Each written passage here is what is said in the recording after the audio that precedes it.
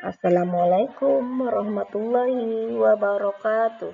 Selamat pagi anak ibu semuanya. Semoga anak ibu dalam keadaan sehat walafiat dan di dalam lindungan Allah Subhanahu wa taala. Baiklah anak ibu, sebelum kita belajar, marilah kita baca basmalah. Bismillahirrahmanirrahim. Materi kita hari ini adalah indahnya ketetapan Allah Subhanahu wa taala. Tujuan pembelajaran kita pada hari ini adalah menjelaskan definisi khoda dan qadar. Yang kedua, menjelaskan jenis khoda dan qadar beserta contohnya. Yang ketiga, menjelaskan hikmah iman kepada khoda dan qadar. Yang keempat, membuat paparan iman kepada khoda dan qadar. Yang kelima, menumbuhkan sikap tawakal, sabar, dan syukur sebagai bentuk keyakinan terhadap khoda dan qadar.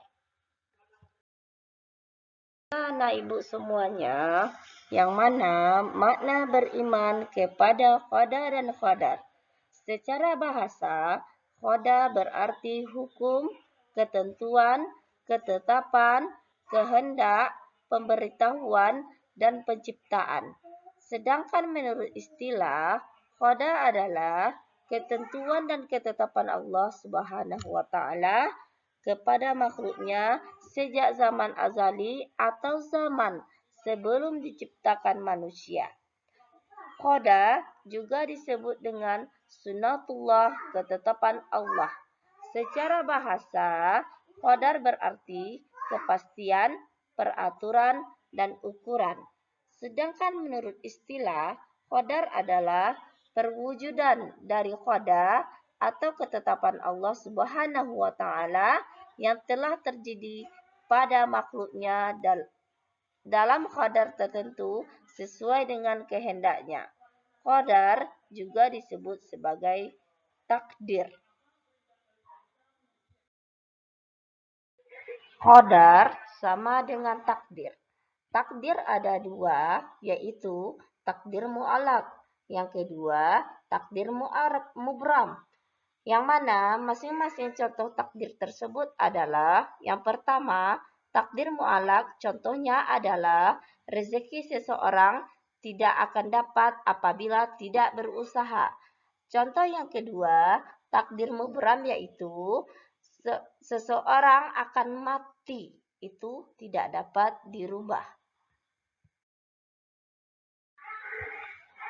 Anak-anak ibu semuanya, yang perlu kita ketahui bagaimana sikap kita terhadap takdir Allah. Yang pertama adalah ikhtiar, merupakan perwujudan keyakinan bahwa takdir Allah Subhanahu wa taala itu tergantung pada usaha hambanya. Yang kedua, doa. Doa itu merupakan permohonan kita kepada Allah. Yang ketiga, tawakal. Tawakal merupakan menyadari bahwa semua keputusan hanya milik Allah. Yang keempat, rasa syukur merupakan ungkapan terima kasih kepada Allah. Yang kelima, sabar merupakan sikap kemampuan mengendalikan diri. Hikmah beriman kepada khoda dan qadar. Yang pertama, menumbuhkan sikap berbaik sangka kepada Allah. Yang kedua, mendorong manusia untuk bersyukur dalam kehidupan sehari-hari. Yang ketiga, meningkatkan kesabaran dalam menghadapi macam ujian dan cobaan. Yang keempat, mendorong manusia untuk selalu dekat kepada Allah melalui berdoa. Yang kelima, mendorong manusia untuk bekerja keras sebagai bentuk usaha untuk mendapatkan takdir yang baik.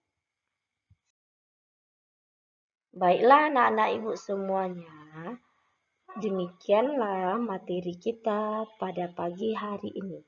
Yang ibu harapkan semoga anak-anak ibu dapat memahaminya dengan baik dan benar.